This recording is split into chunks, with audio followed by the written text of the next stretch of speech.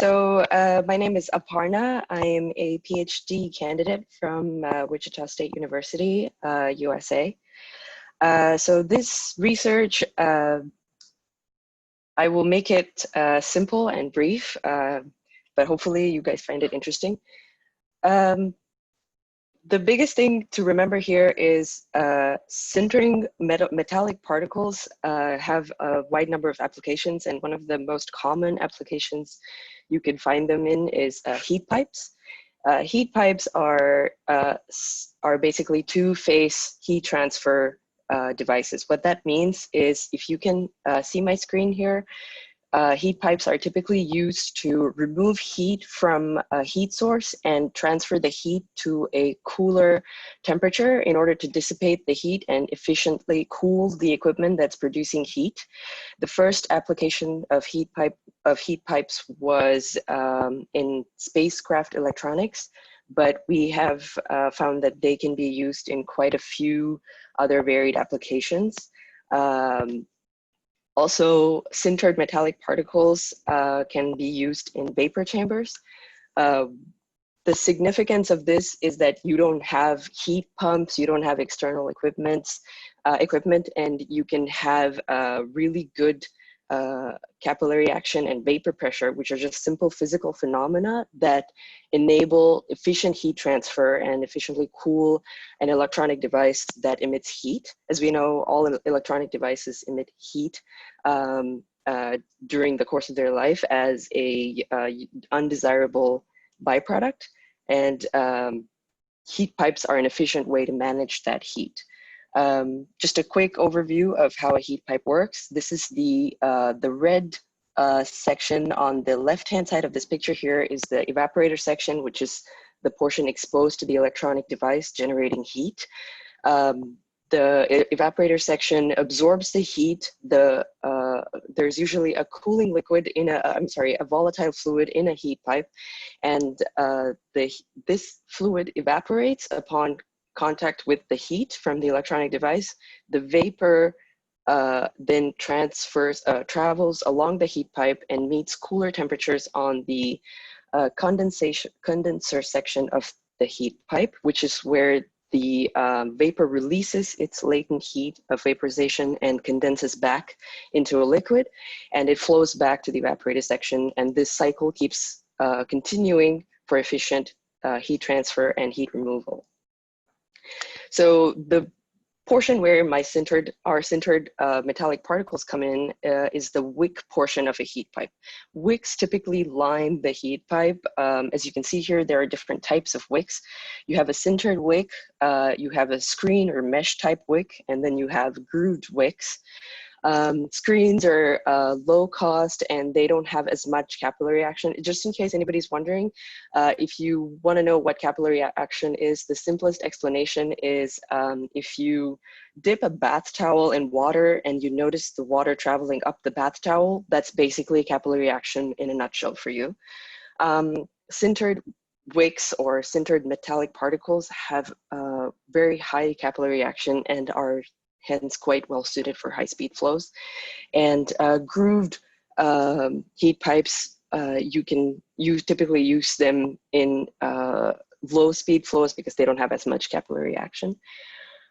Here we're obviously focused mainly on sintered metallic particles. So why does laser sintering particles matter? We are sintering them because based on the research we've done and the literature review we've done, we've found that sintered wicks have smaller pore radii, and therefore they have quite high capillary action. And of course, there needs to be a balance between capillary action and permeability, which we'll get onto later. But because of their high suitability to high-speed flows, we have decided to go with sintered wicks. And also, sintering typically involves placing metallic particles, typically copper, on a substrate inside a furnace or an autoclave, and baking it, quote unquote, baking it for a few hours at a certain temperature. In this case, sintering means we are selectively sintering the particles using a carbon dioxide laser beam. which means the order of magnitude of time required to sinter the particles is dramatically reduces compared to traditional sintering methods. So the main objectives of this research are to develop three-dimensional metallic wicks of stainless steel initially, and then copper particles using a carbon dioxide microsecond laser setup. And I've written as specified by NASA here because they are the sponsors of this research. That we have been funded by them with the help of a grant to perform this research. The next objective is to develop flow 3D simulations of the laser sintering process of metallic wicks. Flow 3D is a CFD software that you can, that's one of the most popular softwares available out there for this kind of simulation. So for the experimental setup, we chose stainless steel initially because it's not as reflective as copper, and it's also really widely available. It's cheaper. And we wanted to get a sort of a trial run before we move on to copper, which as we all know, is a really good conductor of heat, but it also tends to be highly reflective. Our laser setup was, we used, Coherent is the brand name, Coherent carbon dioxide microsecond laser beam setup with a peak power of 750 watts and an average power of 250 watts. Typically, the wavelength of a carbon dioxide laser beam is 10.6 microns. And we also used I apologize for that. We also used a mica heater to heat up the substrate, the base of the sample, that is before and during laser sintering. And sometimes we also used argon to create an inert atmosphere to see if that prevents the burning of the stainless steel particles. So our initial setup was kind of a trial and error. We just formed a stainless steel mold out of a somewhat thick block of stainless steel. We just kind of drilled 4 holes into them, and we dropped stainless steel particles into them. This is a thermocouple.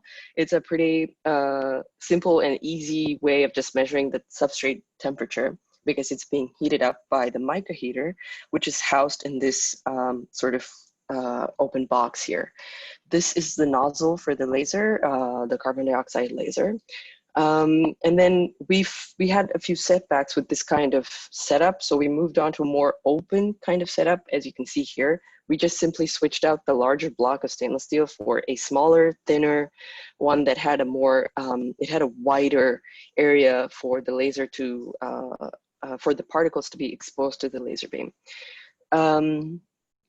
So initially we sintered the particles cold. That is, we did not heat up the particles. We just kind of placed stainless steel particles of approximately diameter 1005 microns. I understand that's a huge diameter for a particle for experiments of this kind, but we just wanted to observe the phenomena with our naked eye if we could.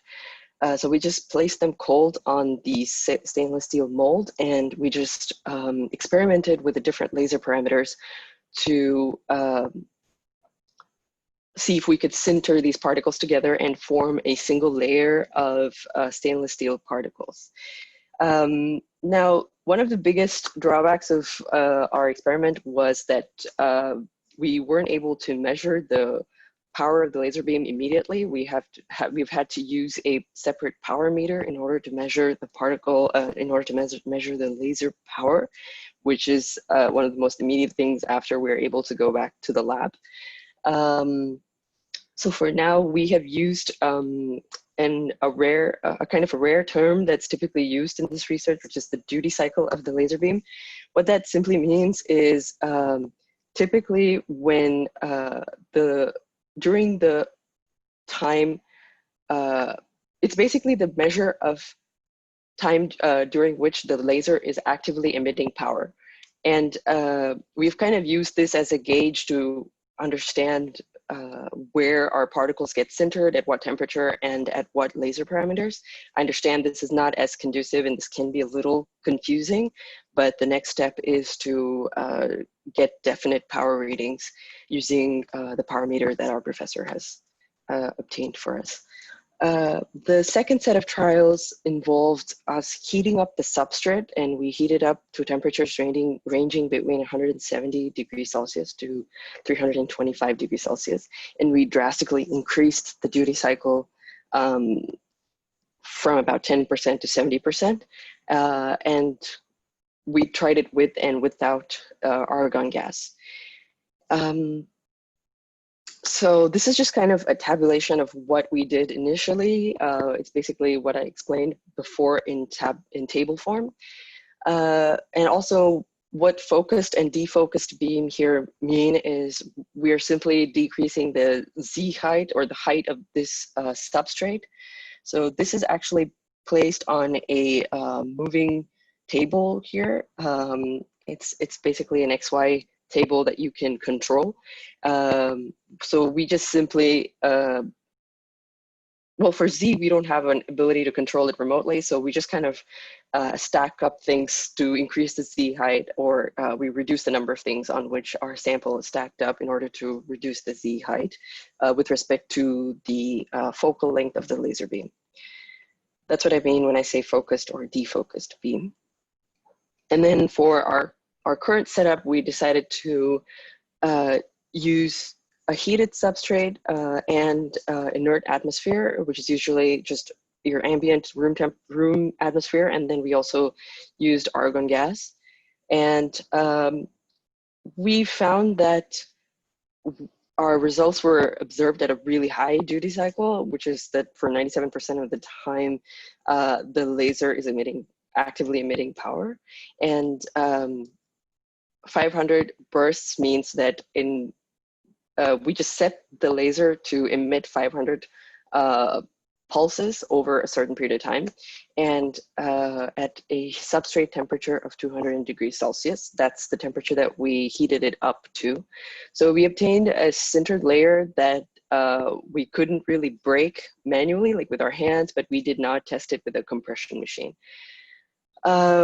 We did get comparable results at a lower temperature with the same parameters, but we ended up burning a large portion of the stainless steel bed of particles. And also we found that continuously lasing the particles seems to either burn the particles to a point where they're charred and oxidized, or they form weld beads and they just kind of merge into a large ball of stainless steel. So we have had to find a balance at which they are sintering, but they're not melting completely. So for this reason, spot sintering seems to work better than continuously lasing. That means that we just shoot high intensity pulses over a short period of time, as opposed to continuously exposing the particle to the lasing action. And we have to manually place the beam, control the table such that the beam is placed between 2 or 4 particles, and then kind of observe the necking phenomena that way. Necking is simply when 2 particles fuse together and you kind of see a little line of kind of a weld line between them, but it's not welded enough to completely melt into each other. So these are some of the like smaller particle sintered layer formations that we made. As you can see, some of them are quite burnt, and it kind of progressively got better. And since the particle sizes are really large, we weren't able to analyze a lot of we weren't able to get a clear picture of the whole sample under our Keyence microscope, which is simply an imaging device. But we were able to generate a 3D surface based on the scanning microscope here. And you can see that the shape has significantly changed. And we think that this is because we weren't able to get a good handle on the laser parameters here in order to control it enough so that we don't burn some of the particles. I also have more pictures that I haven't attached to this presentation, and I would be happy to show them to you if I'm done here. So since we observed this with stainless steel, we decided, okay, the initial, although the end goal of the NASA grant project was to create sintered samples with the help of copper particles, we decided to go on stainless steel just to get a handle on how this works and how we can sinter stainless steel particles in order to observe a good sintered layer and compare them to conventional sintering. So we decided to kind of go ahead and experiment with copper anyway, and surprisingly, we got really good results with copper samples. And this was done after we submitted our abstract and our presentation for this conference. So I've just kind of added it and updated the presentation here. So we found that we could press the particles using either a hot press or a hydraulic press at a certain pressure, let's say like 10 tons or 20 tons. I understand those are huge numbers, but we can press them for a few seconds and then expose them to the laser, and that could aid the sintering process, and we wouldn't be burning as many particles. We also wanted to get a better handle on the design of experiments here so that we could control our trials. Oh, okay, sorry, I apologize. So actually, that was the last slide. So I was right on time, I guess. So we have moved on to copper now, and as you can see here, we have some examples of copper particles that we've pressed and sintered. And that kind of concludes my presentation. And of course, thank you to NASA for funding us, and thank you to Dr. Nair for giving us this opportunity. And thank you very much, Aparna, for that presentation. And unfortunately, we do have a question, but we will have to get that sent to you because our time is up. Okay, sure, of course. The other presentation. So the question that has been posted in the chat, you will be able to get that and perhaps correspond directly with the questionnaire. Of course. Thank you very much.